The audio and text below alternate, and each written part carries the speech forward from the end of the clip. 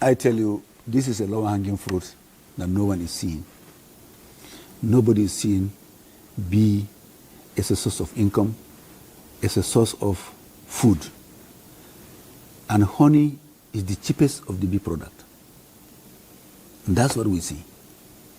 And for any traditional harvester, they destroy the other byproducts of honey that are far, far more valuable than honey itself. But it's because it's only honey we see. Oh.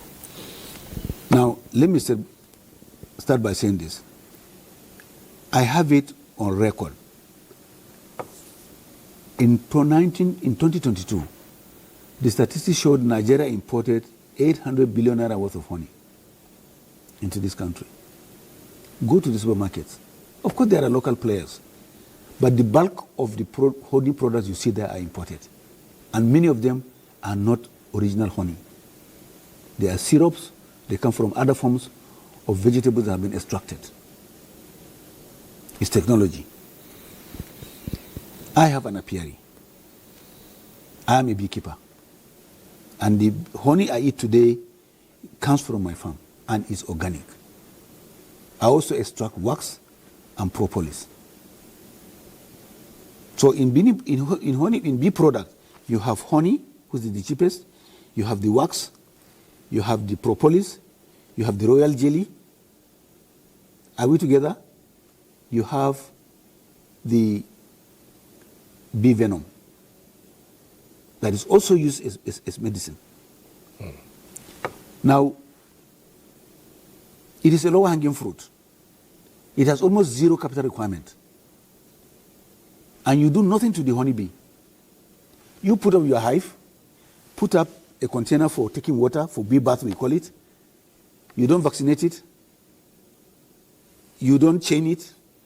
You don't close the gate. You don't monitor it. They fly, forage around, and come back to the hive themselves. They manufacture honey for you. What can be better than that? It is the intention of the ministry to mount an aggressive campaign backed with capacity building strategies for those who are interested in bee farming. It is a gold mine. It is a gold mine by all standards. And those of us who are taking honey along the road, of course it's adulterated. It's a typical strategy that some unscrupulous elements will do it. But sugar is not there. What makes that honey unfit for consumption is the unwholesome method of harvest. They use naked firewood, to burn the bees. And in fact, I don't want to say this, but I have it on good record that some of them use insecticides to spray 70,000 bees, kill all of them, and then fetch the honey. Invariably, the aerosol from that insecticide gets into the honey. And this is something for NAFDAC, for all of us today, once we hear this, to try and see how can we do it. So what we are going to do is to address those who are harvesting in a very, very unsustainable manner, to come and teach them how to do it. You wear your PPE, there's the bee suit. You have your smoker. You go there at night. We harvest honey on my farm without killing a single bee. And then you get the combs out, then you process it with a honey presser. It's either mechanical or electrical, depending on what your pocket can afford. But these are the standard procedures of doing it. And today, there are so many people going about, telling that they are this, that. No. We know that specific people, specific institute of learning, there are specific people today who are into honey. They can come, mount a workshop for you, construct the beehive, whether the Kenyan top bar, whether the other type that I forgot the name, forgive me for that. But there are various types of hives that you can construct, to attract the honey, put a bait, then the scouts will come, go back and tell the queen we have found a safe haven. It's a very interesting trade for people, and sometimes it sounds magical, but there's no magic about it. It is all pure science. And today we are in the position, there are a lot of demand today from the Middle East for honey from Nigeria, from EU for honey from Nigeria. But because of the unwholesome, unsustainable practices of harvesting honey, this is why our honey today cannot compete favorably at the international market. But for all the forest resources we have in this country, all these are foraging areas. And there are specific flowers you can even plant in your garden that are bee-friendly. Rather than just planting flowers, you can put flowers that are bee-friendly and have a hive at your backyard. They are not naturally aggressive. They are aggressive when you go to fetch the food that they have kept for their kids. And they are more aggressive during the dry season anyway. And there are measures that you can take to go and harvest your honey even during daytime without being stung. So by and large today, this is a lower hanging fruit that the ministry instead to popularize, mount aggressive campaign to make people know that this is actually a lower hanging fruit. And then you can have a bee farm. I have almost about 40 beehives now. The Langthroat, the Kenyan top bar, and the others, we call it hotel, for bees to go in there. So this is an opportunity for people actually to key into our plans by the time we come to do all this awareness and sensitization, so that people can indicate interest and go into it, including serious toba. Oh, well, I wouldn't mind that with one who loves his honey. Fly in fly better. Thank you. But as we prepare to wind down, Minister, you did say in one of your engagements with the media that you would be working towards promoting public-private sector investment in livestock. What's the volume we're looking at here within the livestock industry? We're looking at I think the volumes are limited.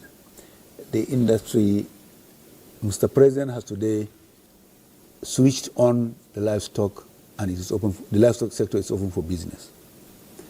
It is in the public domain that the trip we had to Brazil last year, we've gotten a commitment of $2.5 billion investment in the red meat.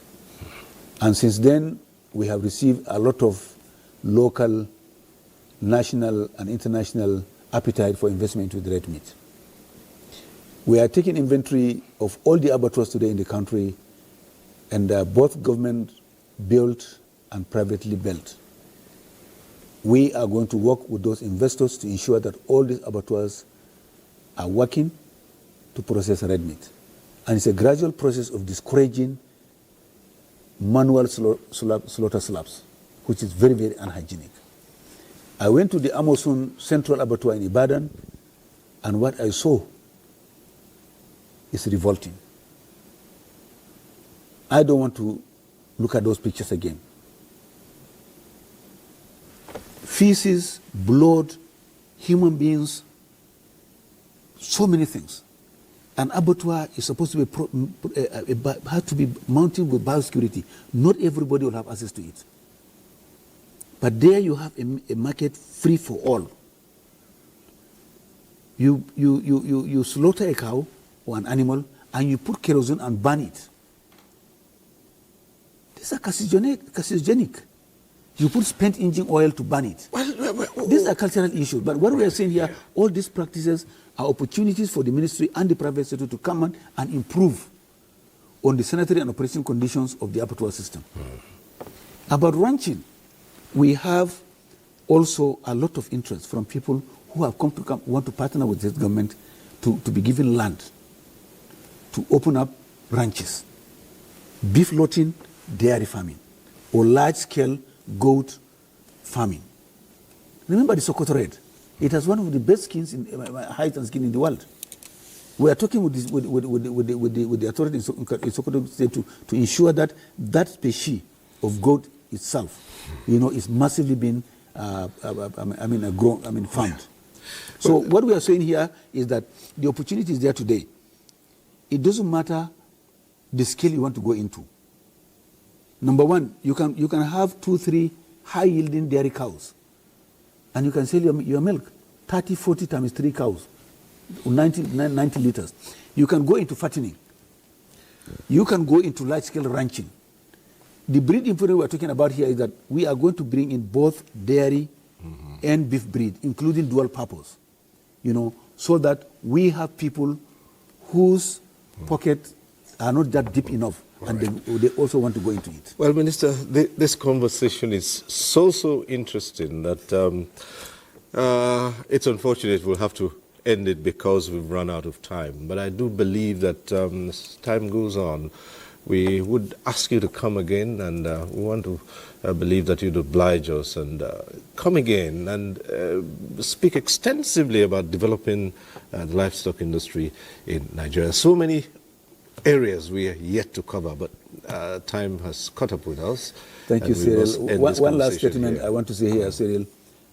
The livestock industry, the Federal Ministry of Livestock has been open for business by that singular act of Mr. President in creating this ministry, which is part of the Renewed Hope agenda. That is a sector that will bring in multidimensional prosperity for Nigeria and Nigerians. From one hotel room to another one. This is the game changer seat. Fly Emirates, fly better. Just close the doors, and you're in a world of your own. Travel is not just about the destination, it's also about how you get there. Fly Emirates, fly better. Minister Idi Mukhtar Maiha, Minister of Livestock Development, we thank you for coming on One on One. Thank you, you're most welcome. Right. Thank you. And that's our program today. We thank you for watching. Next week we'll be back with One on One. I am Cyril Stober. Bye for now. Fly better. Thank you.